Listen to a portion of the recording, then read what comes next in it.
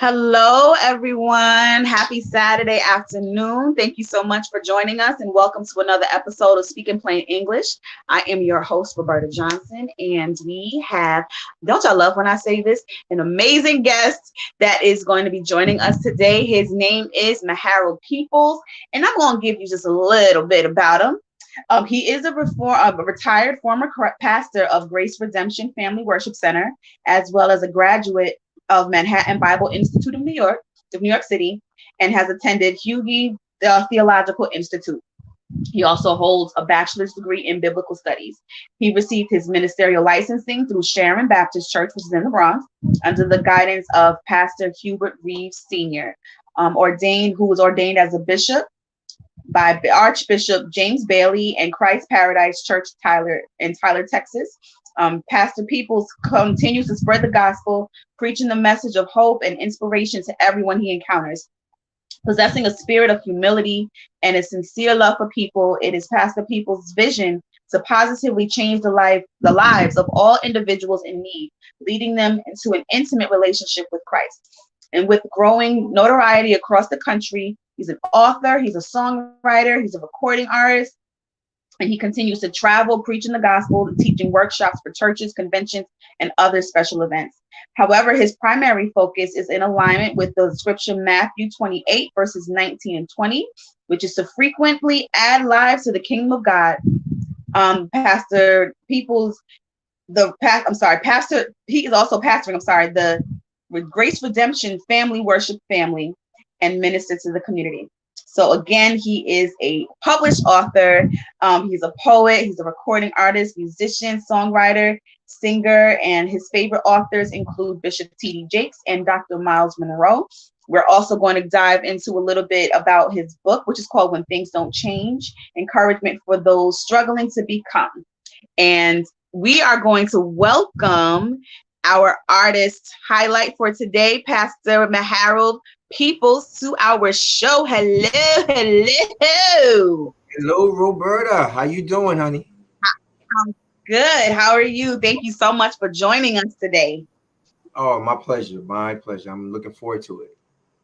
Awesome. So we've gone into your bio. We've said a little bit about you, but I would like for you to say in your own words, just give us a little bit about you that we may not have heard. I'm strange. No.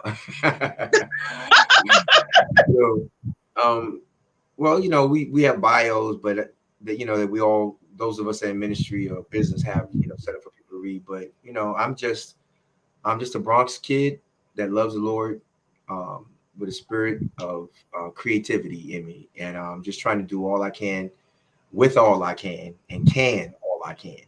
So just a little old me. That's it.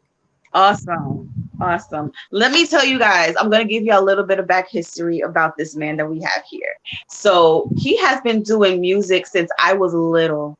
He had a choir, and I hope some of his former members and current members are watching.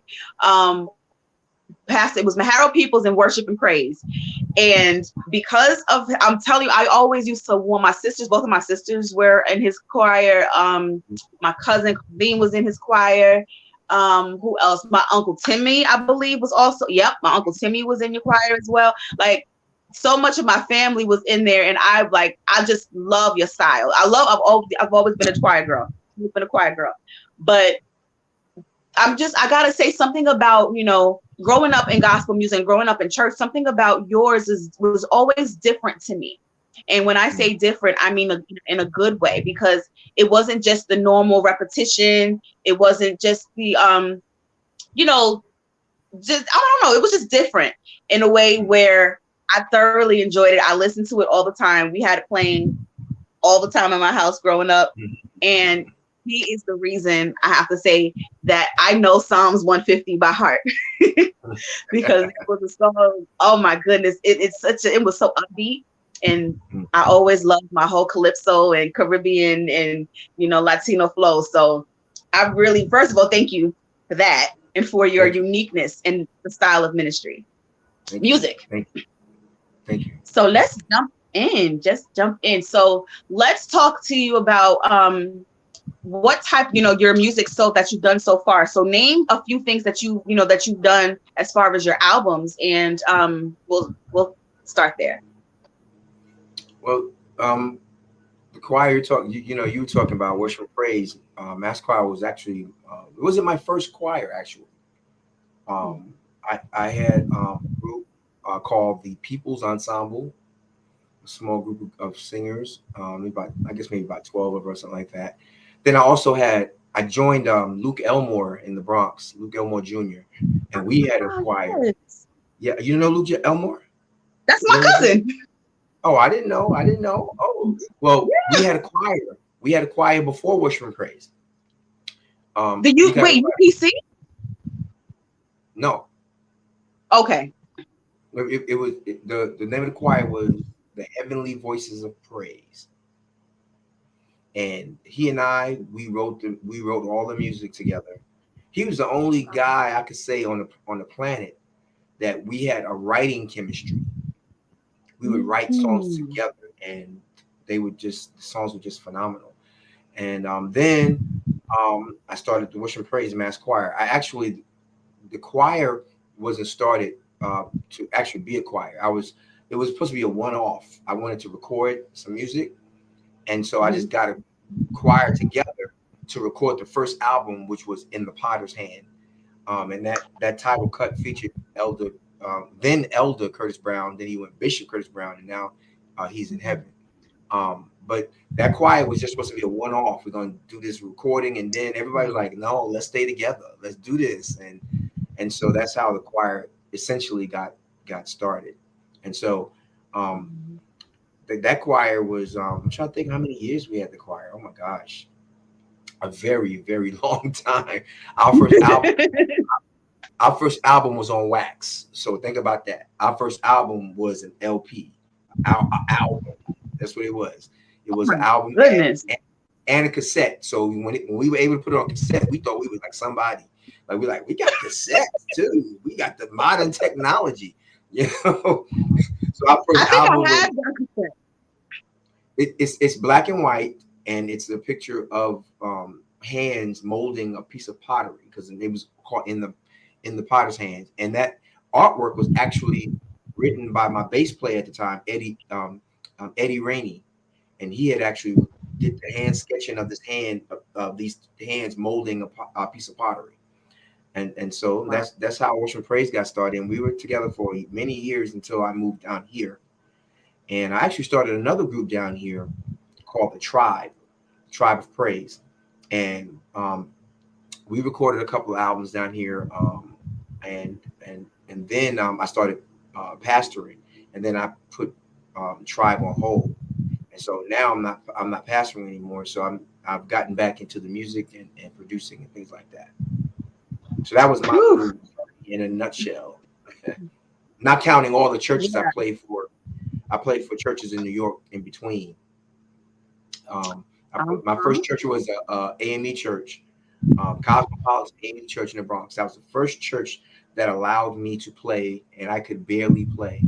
But the pastor saw potential, and he said, "Come on." I was like, "I'm not that good." He's like, "Come on and play," and he let me play, and that's when my journey took off. From there, for playing for churches and stuff.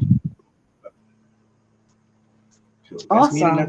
So, and that's just the beginning, really, because after that, you've done so many other things, like so many other albums as well, and even the one that you did. There was a single that you released.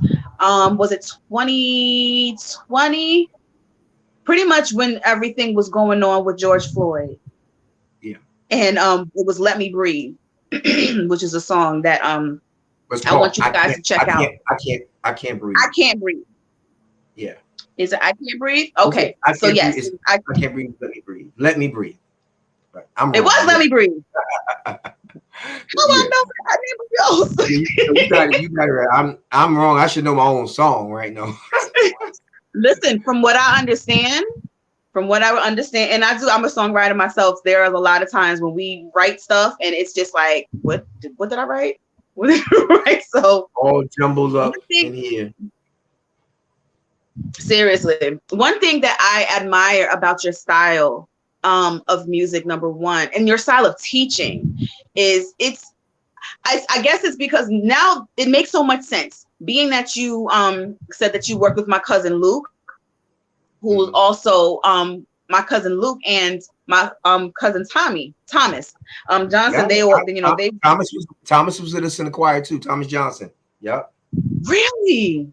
Yes, Oh Thomas my was with us. goodness. So He we was had a married. comment He that was said married. small world. He That's was my married. mom.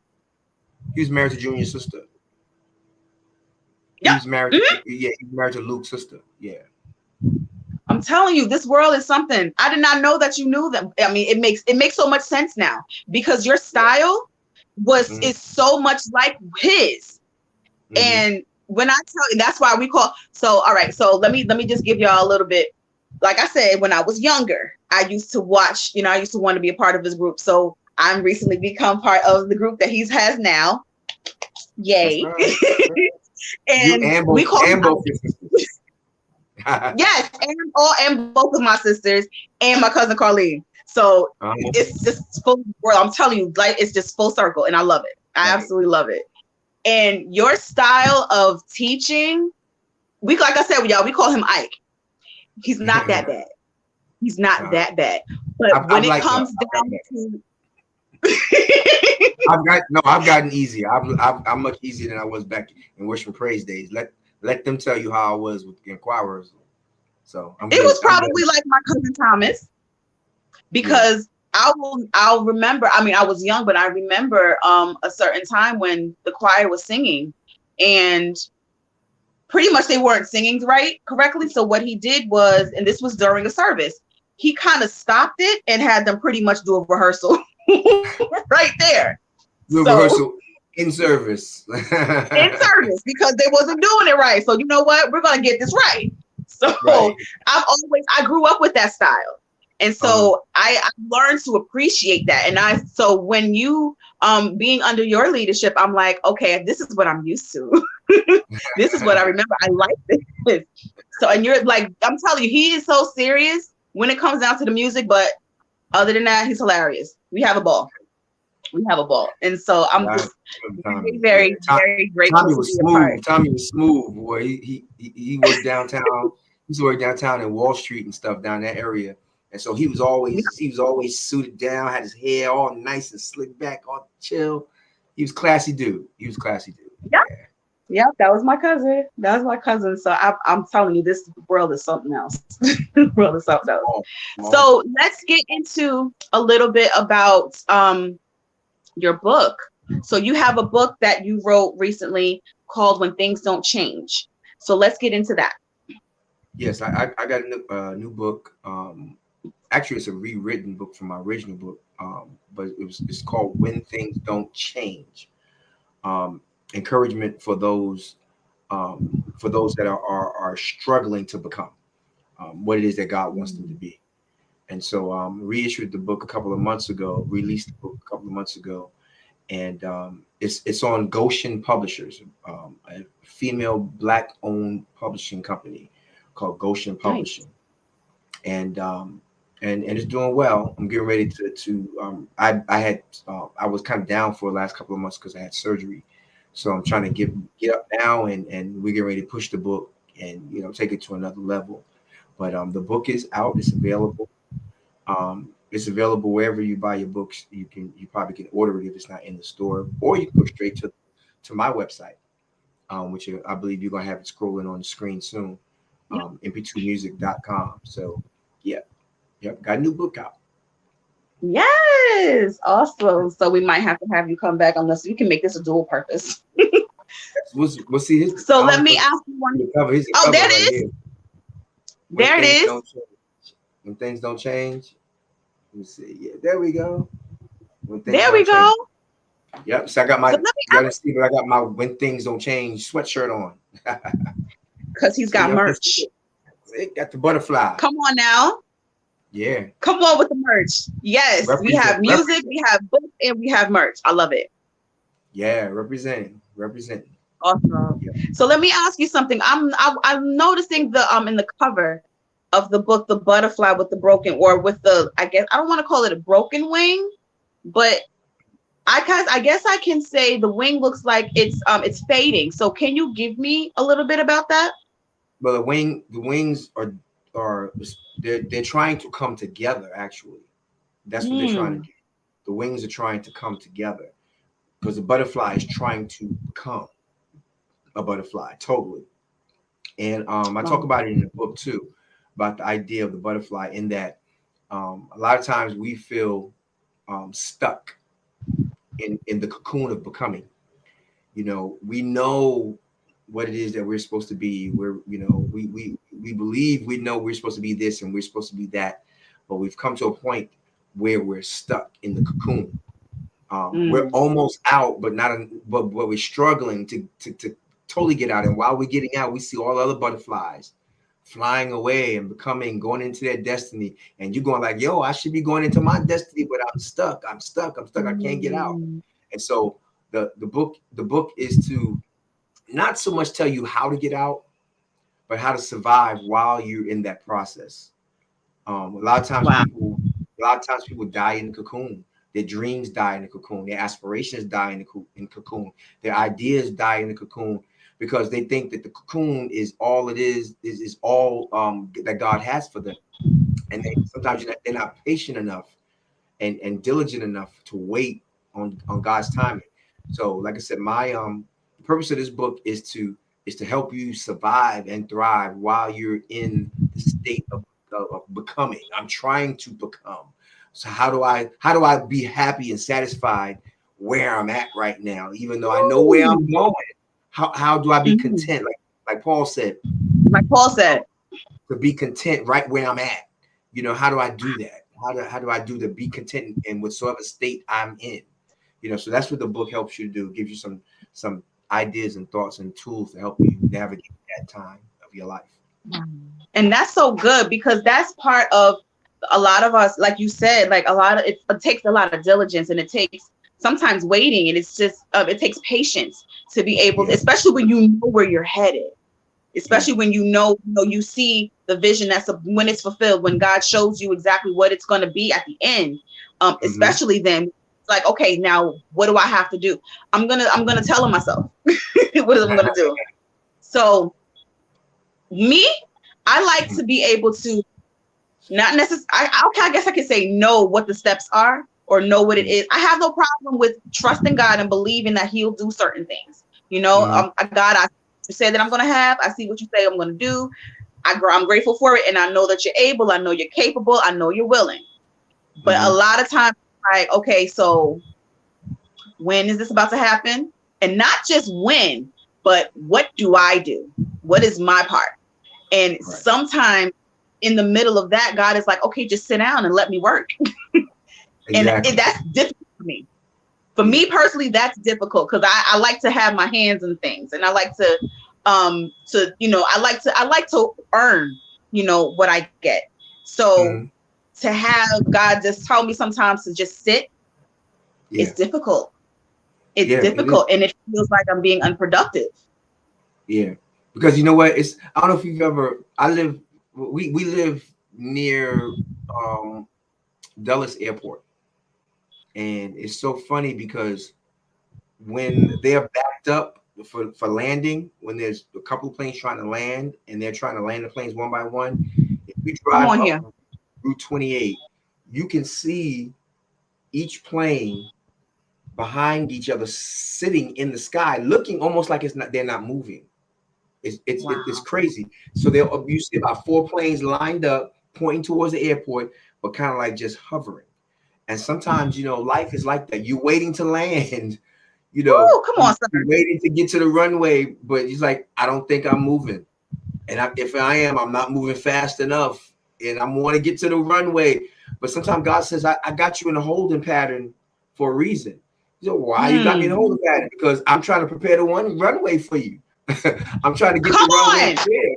I'm trying to get it clear for you so that you can land safely and then enjoy what it is you landing in. So, I sometimes it's hard to wait. It's hard to wait, but you just gotta wait. You gotta wait, even if you're in that holding pattern. And you gotta just Just wait until God says, come on in, land the plane, because it's safe. It's good. This is where you should be landing the plane at this time. If you landed it too early, you might have hit another plane. You know what I'm saying? Or a plane might have hit you. But I know the thoughts I have for you, said the Lord. Come on. Prosper you, not to cause you any hurt, harm, or danger. God says, I know, I got this. Just trust me. But that's hard sometimes because we want to see it. We want to see it quick. We want to see it quick. And I know I suffer from that too, Lord. I want to see it now. I want it now. And God's like, wait. Because there's 3 answers to prayer. There's yes, no, and wait a while. Wait. We get upset with the no. We get upset with the no. When he say yes, we start shouting and praising God for a yes. But when God says wait, we get frustrated and get decision. We don't know if we're in God's will anymore. We don't know if God's going to do it now because it's not happening. God just says, wait on me and be of good courage. I'll strengthen your heart. Just wait on me. Be of good courage. That's the word right there. That's good right. courage. Be courageous. That's good. It takes a lot to be courageous while you wait. It does. It absolutely does. Because again, it's part of not the unknowing and not knowing exactly what's going to happen when. And that's when faith really has to kick in. When it really has to kick in. It's like, okay, God, I'm gonna let this go. I'm gonna let you have this. I'm gonna let you have it. I have no idea where I'm going, what I'm doing, how it's gonna work. But you said you got it. So I'm gonna let you have it. But I trust you. Awesome. We have a comment here that's from my mommy. Hi, mommy. She says, there's a process we must go through. Just like that's, I was just thinking that, Mom, just like baking a cake, it takes the right ingredients, time, and temperature to get the product you need to be. Absolutely. And if you have something missing, or if you try to rush it, if you try to microwave a cake, it's going to come out. It may come out looking okay, but on the inside, it's not going to be ready.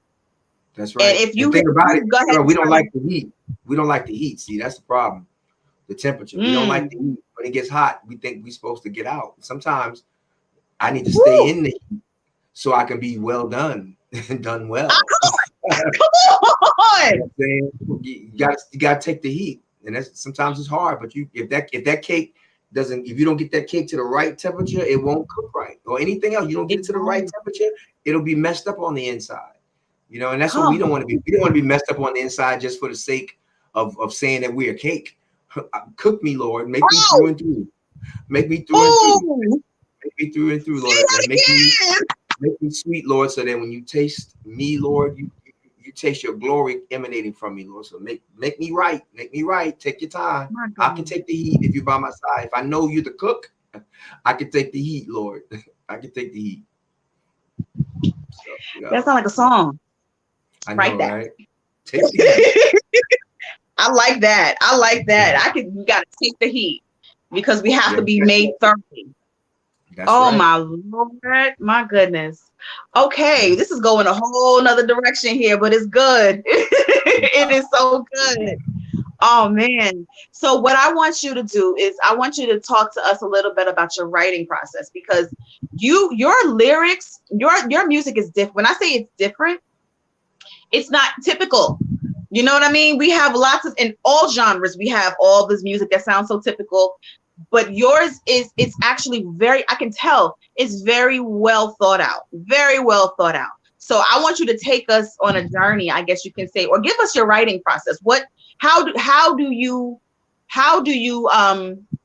you inspired by what you've written? First, I have to say that I'm never, I don't inspire myself. God inspires me to write, because I really realized that had it not been for him giving me this gift and also anointing this gift, because you can have a gift and it not be anointed, which means the power of God being applied to your gift. You know, I realized I wouldn't be able to write a song because nothing in my history says I should be writing songs. But you know what I do, what I do, most of my songs are written or birthed through experiences, either mine or people that I know and that I may have talked to or ministered to. And so, you know, there's different ways, because I'm actually drafting a songwriting course And one of the things I do is I brainstorm, meaning I take a pad and every thought that I can think about, like say if I say like I have a thought, like the Lord is my strength. And so I'll have a pad and I'll write everything about that comes to my mind about the Lord being my strength. I write all kinds of ideas, he's my present help. Without him, I would be nothing. I lean on him, I depend on him. I write all that stuff out on a piece of paper, and then I say, God, speak to me. And stuff out of what I wrote, stuff starts speaking to me. I said, Lord, give me a melody, and I'll take one line, and that one line have a melody, and then it goes on from there. I start adding more. I start changing what I brainstorm, start adding up and everything. And but my thought, my stuff is usually a story, kind of like I tell a story in my music, because I want you to go from somewhere to somewhere. I want you to go from the problem to the answer. I want you to go from the wilderness to the promised land. So I try to. That's my general style of writing. I'm trying to take you somewhere and everything. So when you end with praise. You end with worship. You end with the answer to your problem. You end with encouragement. You started out burdened down and struggling, but after you go through, you come out with victory. So that's kind of how I write my songs. That makes a lot of sense too. And I'm gonna tell you what song came to mind of yours that made me think about that. The Unbroken Crayons. I have to admit, that song, when I first heard it, I get visuals. So I'm sorry. So when I was thinking about the lyric, while the song was playing, because it's very, very like I would say that your style of writing is kind of like a book as well. Like your writing of music is like writing stories. Just like you said, you want to take from from the beginning to end. So when you were talking about the part that says, even though I scream, don't take me, I'm broken. Talking about taking, like God reaching in the box and grabbing a crayon. That's what I want. That's what I want. I want to create that. That's what I want to create, that visual of you in a box of other crayons and you broken. That's where I started the song, with that visual like that. And for those of you who haven't heard it yet, you guys have got to, and it's on all streaming, it's on all digital platforms. It's under Maharold Peoples Jr. It's under Maharold Peoples Jr. and it's called Broken Crayons. I mean, there's lots. Once you type his name in, you're going to find all of his music there. But this particular song I'm talking about is called Broken Crayons. And the gist of the song pretty much is understand that even though the crayon is broken, it's still colors. There's still a purpose in it. But me and my weird thinking, I wanted to do a video of it, and I wanted to do to show like a face on a crayon with tears in my eyes. Don't take me, I'm broken. I'm sorry. Right, you in the crayon box going like, don't take me. Don't take me, I'm broken. You can't use me. You can't use me. Go, move on. But there's a message even in the comedy of it all. Like, it took me a minute to actually like let the lyrics sink in, because I kept seeing that.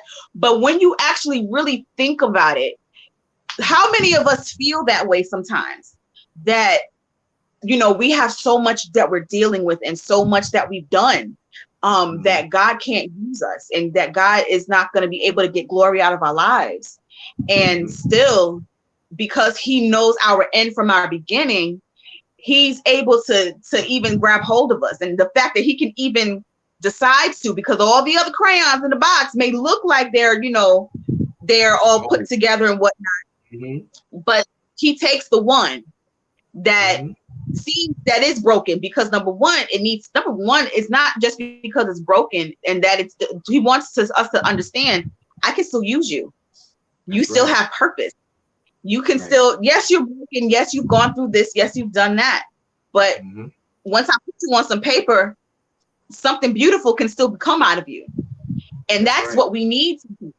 That's something that we need, because we can get discouraged. We can just feel like we were talking like before, like we're stuck and don't know exactly what we're going to do from, how we're going to get to where where God promised us. But he wants us to understand, listen, I still have purpose for you. That's right. Even though you may have, even if you have done things to yourself, he That's still right. has purpose for us. And And I he love. has.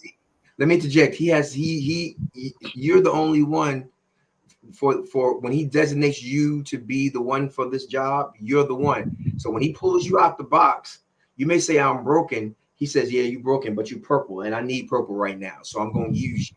Thank you. Ooh, You're the color I need for this ooh, job. So I'm wow. going to use you. You know, broken crayons still color, they still write. That's what I say. Broken They crayons, still they right. still color, they still write. So don't sell yourself short because you've been broken. Don't sell yourself short because you've been broken. You still have value to God. Man. And that's what it says in the lyrics. Broken crayons, they still color, they still write. In the That's right right. hands, you still have value. That's right. Still Oh my have value. goodness. Yep. What's the next part? Even though, even though even I'm though broken I am broken in God's hand. in In God's God's hand, hand, I still have worth. I still have worth. And And I I still color. That's it. And I still color. still color. Man. Woo! It's Mhm. gonna make me start with that one. Oh boy. So though that one did something to me though. That one and Love Me Now. Whew. Jesus, can you love me now? Yeah. Y'all just go look these up. Just go look them up and have your tissues ready when you do. Don't do it while Be you're driving. encouraged. I don't suggest that you do it while you're driving. While you're at work, it'll mess you up. It'll mess you Just all be, the way up. and when you listen to the music, just be encouraged because that's what those songs are. They're encouragement. Like Jesus, can you love me now? After all I've done, said, been messed up, dropped it, jacked up, not making mistakes. I made the choices I wanted to make and got messed up. Lord, That's it. can you still love me now? After all I've done, I don't understand how you can love me in spite of that. So In spite of the let this choice. music minister to you. Listen, I know it ministers to me, and so thank you. And it's always I always end up listening to it when I need, or it'll end up coming on a playlist because I like to make play. I have a playlist of people that I know. I call it my people playlist. So all of the music for everybody that I know, I have on a playlist so they can get some streams. I encourage everybody who's out there to do that. If you know somebody who has music out, go ahead and put it on a playlist and just start playing it. That's Support right. your people. That's Support your right. people. It's a whole Amen. nother topic for another day. But support your Correct. people. We're just going to stop there. So I want to talk about now that we've gone through, some of the stuff that you have already have out. Let's talk about what you've got coming next. What's next for you? Well, I have a single coming out that you well knew, um called "I Threw in the Towel," and That's another one. hopefully that's going to be out next month. Hopefully also with a lyric video of it, and that features the incredible Callie Day Yes. on there, and yeah, so it's going to be that's going to be awesome. That song, I believe that's going to really really minister. And it's so funny I can because, barely. well, it's so funny because, like, well, I was trying to get several artists that I knew, who are, well-known artists that I actually know personally, to get, to come and sing on the for the song, come sing on that recording. And everybody was kind of turning me down. I ain't gonna mention their names because y'all know every last one. So they turned me down. They were like, "No, I don't think I want to sing it," or "No, I don't think I could do it." Blah blah blah blah. And so I was feeling some kind of way. I was like, why? Because I ain't famous. You can't sing on my little album, my little thing. So I had to repent of that feeling. But I was feeling some kind of way. And then I heard this lady sing. I was like, my God, that she could sing. And the Spirit of the Lord said, reach out to this lady. And so I reached out to her, and she said, what most artists say, contact my manager. So I said, okay. I called the manager, contact the manager, and I sent him a draft of the song.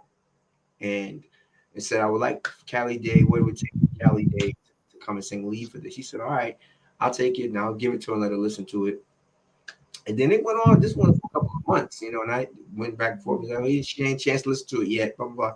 So I said, well, listen, if the people I know who are famous ain't going to do it, somebody I don't know is not going to want to do it. Because I didn't know Callie. I didn't know her at the time. But I was wrong. And because he got back to me and he said she listened to the song and she loves the song. And she said she wanted to sing the whole song because I only was asking her to ad lib, you know, I'm giving her light lifting at the end. And she was like, no, I want to sing the whole song. She said, because this is her testimony. And so she wanted to sing the song. And so we did the recording remotely. She was in, I wanted to go out there, but I couldn't do it. I just had surgery not too long, after that. So, before that. So, but we did a remote session. So I was there with the engineer where she lives in the Midwest, and we did it. And I met with her first online, and we talked about it and what the song meant to me and my testimony about the song. And then she ran with it, and it's just gonna be nice. It's gonna be wonderful. It's gonna be amazing. I mean, for those of you who may not be familiar with Callie Day, she's very underrated. I'll put it like that. She's very, very underrated. Yeah. But there was a video. The first time I heard of her, there was a video of this lady whose range is just out of this world. Out of this world. And it goes from, I'm trying to think of what song it was that she was singing, but she was singing the song a cappella, and she started all the way from the bottom, and then by the time she's done, she was a lady. I believe she had like kind of short hair. Does she have locks? I think like gray locks, if I'm not mistaken. I think what she has now, she had like salt and pepper hair and everything. Yes. But, you know, I think she changed her hairstyle and everything. Okay. But that was when she wear glasses. She wears glasses. She wears glasses when she sings though. Okay. Yeah. But I'm not sure if, just by saying it that way, I don't think that, I'm kind of doing it justice, but her range is crazy. And that song itself, can you go into, without giving away too much, can you go into a little bit of what the song is about and why you wrote it? The song basically is, kind of my testimony when I went through what I went through in terms of contemplating suicide. One of the times I've contemplated suicide, and I had I was at rock bottom. I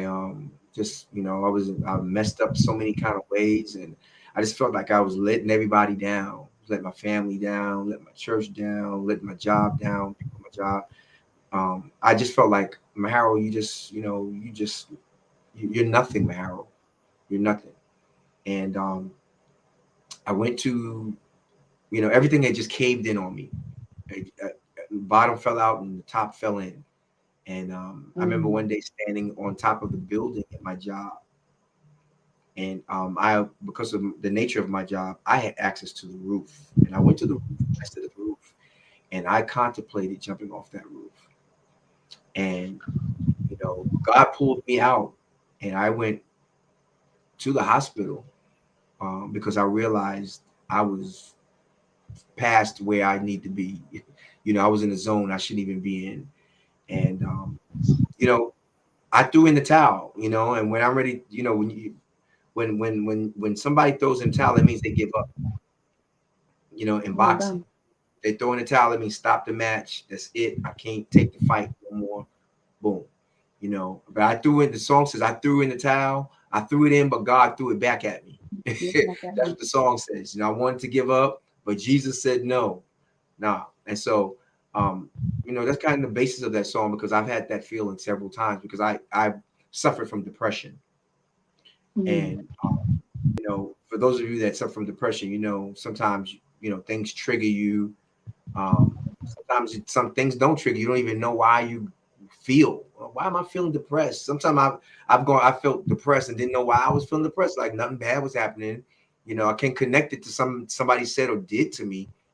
You know, it's a thing that I kind of spoke out loud to people so they know that they're not the only ones going through, especially believers, you know, because you know people think that believers aren't supposed to go through things like that. You know, Right. believers are not Right. supposed to be depressed. You know, believers are not supposed to be defeated. You know, it's not that you've been Mm, defeated, it's that you're human, you know, and things happen. And everybody needs help sometime in that's it. some kind of way. Everybody needs prayer all the time, you know. And so that's why I encourage people, listen, if you don't be ashamed because you suffer from this. You know, people suffer from cancer, they suffer from leukemia, they suffer from tumors in their brain and their bodies, you know, they suffer from lymph node cancer, people suffer from so many things, COVID, you know, but don't be afraid because this is a disease as well. And you know, and I Hmm. depend on God to heal me, but I try to do other things as well, practical things, you know, to help me to heal and to stay in a certain place. So this song, I hope it ministers to somebody that's contemplating taking their lives or contemplating giving up. And I'm reminded real quick about a young lady. I don't know if you know Reverend Dr. Susan Johnson Cook. Um, Mm. she was pastoring a church in the Bronx, and I used to come up from Virginia to to be her minister of music. And when she started her church, and I remember one Sunday there was a lady and her son.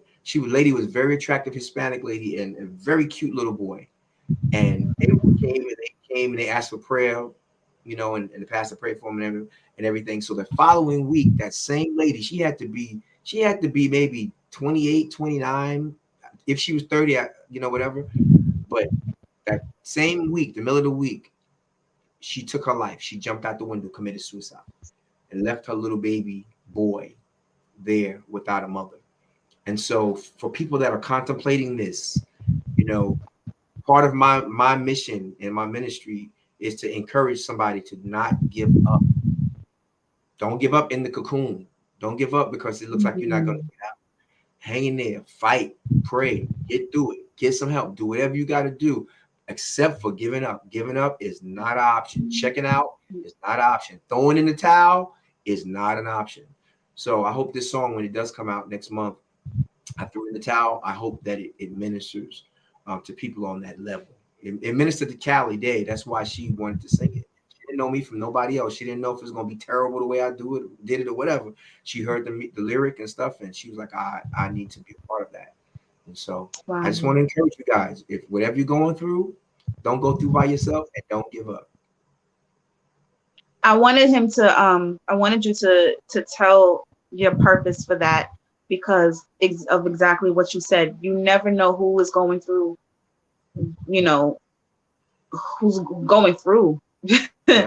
and it's overwhelming for them, you know. There are, especially during times like there's so much negativity that's going on in this world, and I mean with all of these shootings and with all of the Constant. violence, and it's all of the sicknesses and the illnesses and all of these different, you know, diseases and things that are coming out, and there's just so much that is on a lot of people's plates. The economy being as crazy as it is, people are, you know, finding it hard to live and survive. It's tough.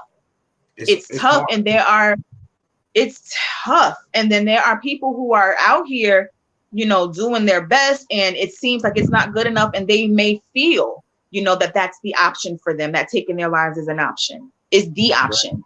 But I'm so glad that you have created this song that is letting, you know, that lets people know I'm going to give a little bit of it. Towards the end of it, it says somebody needs you. Mm-hmm. Hold on. That's right. And you never know who that person is. Mm-hmm. Even though you may think, oh, well, you know, I don't have a purpose in this world. Nobody needs me. Nobody cares. Somebody needs you. Whoever Somebody you are, needs if you. you're here for a purpose. There's That's right. no accident. There's no mistakes. Let me explain something to you guys. And I've said something. I've mentioned it to somebody before. If you're here, you're meant to be here, because Mm-hmm. there are people that there are people who, even if you were there were people who were attempted abortions, okay, that are still living. That's There right. are people who have attempted to take their lives that are still Yeah, here. that's So right. there is a purpose for you. If you are still walking this earth, you're Mm-hmm. here for something, Right. For something, you have and you do purpose. not want to live. You do not want to leave this world without fulfilling your purpose. That's You right. do not want That's to right. do that. You Miles don't Monroe want to do said. it. Miles Monroe said something when he was alive. He said that the wealthiest place is the graveyard, Mm, because people have taken their dreams, their ideas, their inventions. They've taken it all with them because they didn't fulfill their purpose. And he said the graveyard is filled with people who never wow. met their purpose, never fulfilled their purpose. And so I don't want to be that person. I want to do my best, you know, to to be and do what God has me to do on this earth during this time. Absolutely. Absolutely. And that's another reason why this platform is here. And that's one reason why I am so grateful that that God has given you the gift to write the way that you do, because it's not just music, it's not just words that are across a page, put to a melody. They're messages, stories that people Yeah. are actually reading. Right. So Right. I honestly feel like you're very underrated as well. Like, you are highly underrated. And your time is coming. I just feel like your time is coming. Like, all of the work and everything that you put in up until now, please, it's nothing. It's not for nothing. It's touching people now, but I believe there are many more lives that are going to benefit from Amen. not just your music and not just your book, but your presence and your ministry as a whole. So be encouraged, please, please. And even though hey, Sharice, God he is, bless I'm you. telling you. Listen, and this is another one real quick. She's, as far, when we were just talking about have people who are here for a purpose. Y'all go get her books called Unnamed and Unwanted. She has a book, a trilogy actually, called Unnamed and Unwanted. Yeah, no, Unnamed and I had her on my show. I had her on my show with her books. Yeah, yeah. You know, Mm-hmm. I've known Sherry since she was a little girl. Her See, dad, wait a minute now. her dad used to sing in the Loyal Baptist Church male chorus, and our churches used to fellowship together. And so Wow. I would see her dad singing. Sometimes he'd sing lead with the male chorus and everything. So I've known Sharice since she was a little kid, and then of course she grew up and sang with Worship and Praise. So Yeah, that's right. yeah, That's we go right. back. Yeah, she was a faithful, consistent member of Worship and Praise. Yeah, yep, consistent. That's Yep, right. I'm yep. telling, it's something. This world is something. Life is absolutely something. Oh my Small, goodness. right? And you have Small another world. comment that says, "Thank you for not giving up, sharing, and allowing the Lord to use you." Absolutely. We thank you so much for not giving up. Well, Because if you had, Let me thank mommy for letting all the girls come to choir rehearsal when they when they were kids. I appreciate that because because you don't trust your kids to go everywhere with anybody, and so I they, took that. especially Phil and Jean, did not. Yeah, and so Phil and Jean did not trust their kids to didn't go with trust, everybody. So and I understand that because I got a daughter. So I understand that. So I appreciate you letting the girls come and join my choir and and what Cherie's talking about. I'm afraid that she's my favorite brat. Yeah, she's Harold's my favorite. favorite brat. She's a spoiled brat. She's a spoiled brat. But I love her. So I got love for her. Oh So wow. it's So a small world. we Small are world. about to wrap up. It is. This world is something else. It's so small, and everything always ends up coming into full circle. Yeah. I love it. Yeah. I absolutely love it. So we're gonna wrap up. Thank you again for taking the time to sit and chat with us. Well, us, I guess. I don't know, but what I would really like for you to do is I'd like for you to take a moment and just give a word of encouragement to our audience. And while you are doing that, I'm going to have your information across the screen. So for anybody who wants to, to follow him here on, his social media pages, go purchase some of his music, purchase his books, or if you just want to bless him with the Cash App, some change just because, there's how you can do so.